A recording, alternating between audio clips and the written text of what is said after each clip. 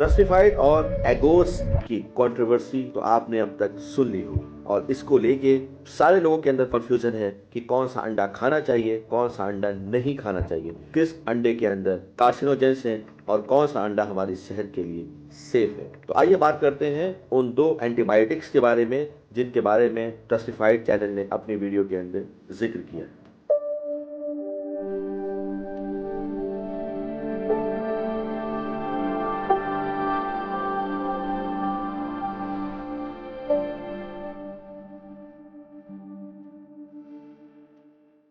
YouTube के ऊपर दो एंटीबायोटिक्स के बारे में डिस्कस हो रहा है। पहली है ग्रुप नाइट्रोफिरेंस और दूसरा ग्रुप है नाइट्रोइमिडाजोल। ये दो इंपॉर्टेंट ड्रग क्लासेस हैं जिन्हें आपको समझना बेहद ज्यादा जरूरी है, चाहे आप पेशेंट्स ट्रीट कर रहे हो या आप फूड सेफ्टी के बारे में कंसर्न हो। चलिए मेडिसिन और कंट्रोवर्सी दोनों को समझते हैं। अब आइए बात करते हैं सबसे इंपॉर्टेंट सेगमेंट के बारे में जिसने इंटरनेट पे आजकल कोहराम मचा रखा है, पोल्ट्री प्रॉब्लम। पहले इनका इस्तेमाल पोल्ट्री फार्म के अंदर भी होता था एज एन एंटीबायोटिक, लेकिन इनको बैन कर दिया गया और इसका रीजन क्या है? ये बॉडी के अंदर कंसंट्रेट हो जाते हैं। दोनों drug classes historically poultry farming में यूज होती थी as growth promoter and as an infection preservative. तो प्रॉब्लम क्या आ गई? प्रॉब्लम ये थी कि इनके metabolites specially furazolidone and nitrofurazone, इनके अंदर पोटेंशियल कार्सिनोजेनिक प्रॉपर्टी पाई गई और एनिमल स्टडीज जब हुई इनके ऊपर तो ये म्यूटेजेनिक पाए गए और ये टिश्यू में परसिस्ट रहते हैं। तो एफडीए ने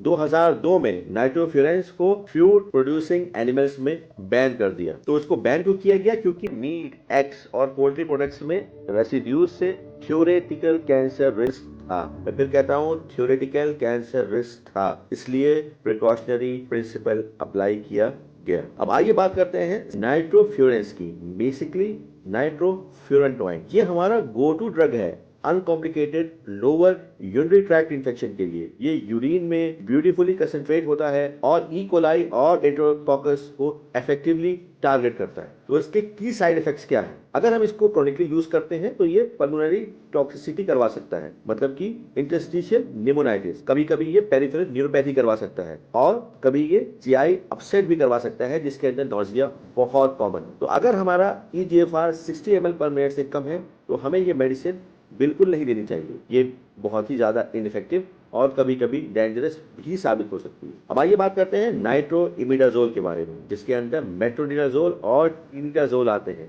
ये एक्सेलेंट एंटीबायोटिक कवरेज देते हैं और हम इन्हें अपनी क्लिनिकल प्रैक्टिस में भी यूज करते हैं, स्पेशली इन क्लॉस्ट्रिडियम डिफिशियल इन्फेक्शन में या फिर बैक्टीरियल वेजिनोसिस के लिए या फिर गियार्डियासिस और एमीबियासिस में या फिर एच पाइलोरी इरेडिकेशन प्रोटोकॉल्स में। याद रखिए, अल्कोहल के साथ ये डाइसल्फोराम लाइक रिएक्शन कॉज करते हैं, इससे मेटालिक टेस्ट आता है और कभी कभी प्रोलॉन्ग यूज से पेरिफेरल न्यूरोपैथी भी हो सकती है। तो जाने से पहले एक बात कहना चाहूंगा कि ये वैल्यूएबल एंटीमाइक्रोबियल्स हैं ह्यूमन मेडिसिन में जब अप्रोप्रिएटली यूज किए जाएं। इन्हें एनिमल एग्रीकल्चर से रिमूव करना evidence based food safety policy को रिप्रेजेंट करता है। तो उम्मीद करता हूं आपको इन दोनों मेडिसिन के बारे में समझ में आ गया होगा। बाकी इंफॉर्मेशन हमारी समझदारी ऊपर है आपका।